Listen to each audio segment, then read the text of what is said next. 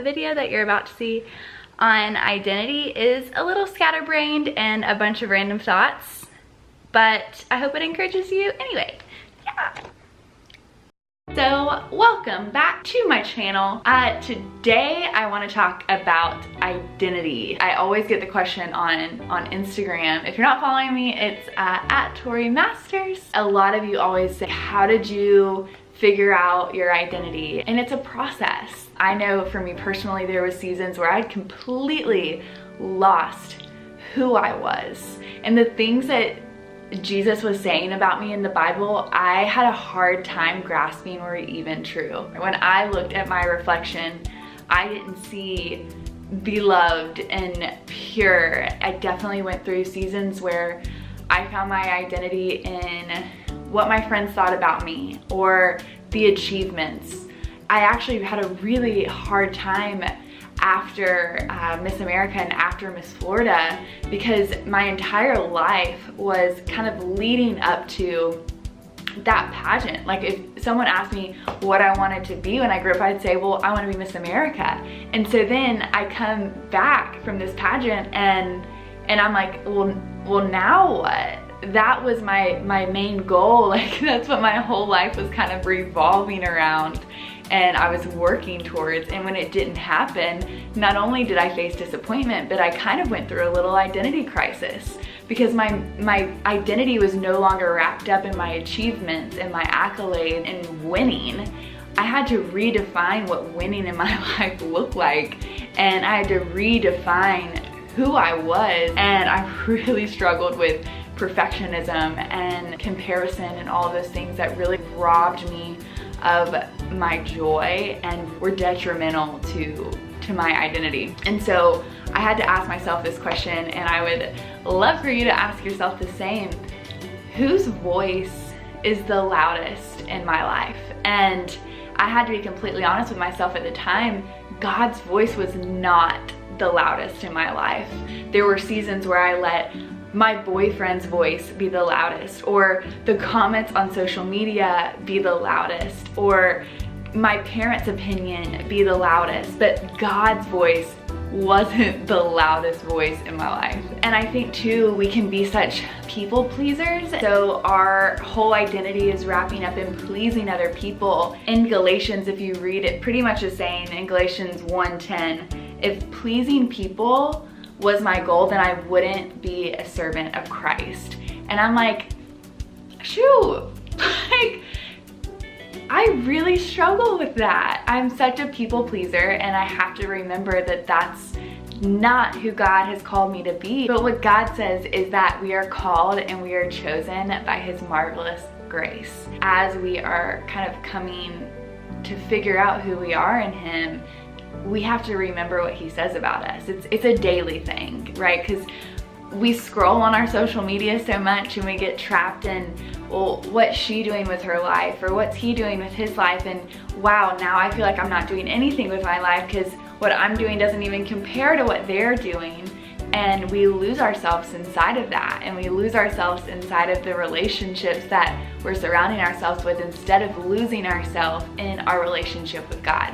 You know, He says we're called to be set apart. And what does that mean? That means our identity looks different than those in the world. And what sets you apart is not living in a palace or having that position in a company or being whatever that shiny object you're kind of striving for is. Our being set apart is being set apart because His presence is within us. The more time we spend with Him, the more we can look at ourselves in the reflection and see those things. You know, maybe you see yourself as unworthy or undesirable or not smart enough or not good enough or any of those things, and then you read the Bible and He contradicts all of it, because He says you are worthy and you're beautiful and you're more precious than rubies. Sometimes that's like hard. Sometimes that's not how you feel, but the Bible is very intentional in saying not to follow your feelings and to follow truth. In Galatians 2:20, it says, my old self has been crucified with Christ. It is no longer I who live, but Christ who lives in me.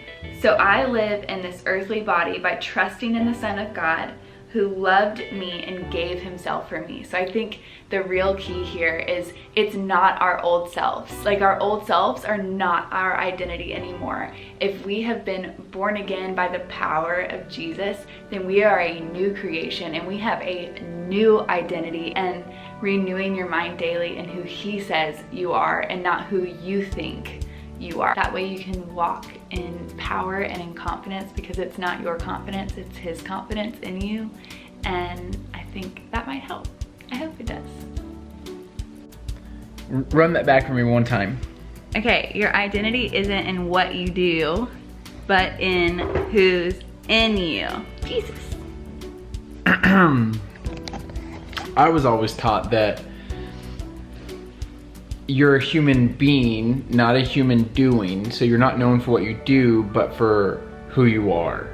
And I think that that's an important distinction to make when it comes to starting to develop some of who you are. If you were to ask some of your closest friends to describe you, would they only mention things like, oh, they're really hardworking, they're very successful, they're really pretty, they're, you know, or they mention character traits, you know? I think that's really interesting to think about, is how would someone else describe you? Ooh, you should leave that in the comments below, because I want to know. I want to know about them. So, here's what we do. We sit here, we watch TV, and we talk.